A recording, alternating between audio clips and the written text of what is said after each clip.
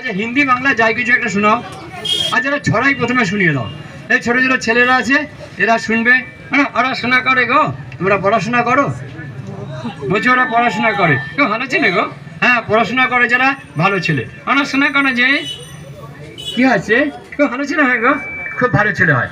আচ্ছা মাইকেল তুমি তাড়াতাড়ি করে শোনাও, কেন রাত হয়ে যাচ্ছে, আমাদের যেতে হবে। তুমি তোমার একটা তোমার সেই সবার সময় সব সময় যখন শোনাও সেই শোনাটাই শোনাও। কোনটা শোনাও গো? তোমার যা খুশি শোনাও, বললাম তো। এই কোমর আড়া গনের গাড়ি অজয় কানা গুড়ের হাড়ি। বোঝাই করা গুড়ের হাড়ি? কি বোঝাই করা গুড়ের হাড়ি? বোঝাই করা গুড়ের হাড়ি না, কি হয় গো? বোঝাই করা কলসি হাড়ি। ও বোঝাই করা কলসি হাড়ি?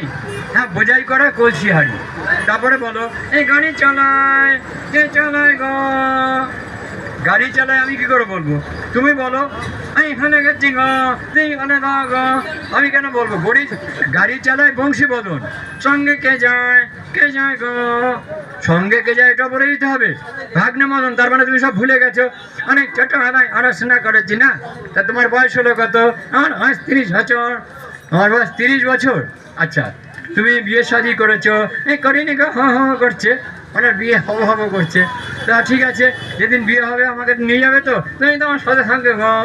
আচ্ছা মাইকেল এসব কথা ছাড়ো, আমাদের তো আরও শিল্পী রয়েছেন যিনি বাউল গানের তিনি মাতিয়ে দেন, সারা আমাদের বাংলাকে মাতিয়ে তিনি ভারতবর্ষ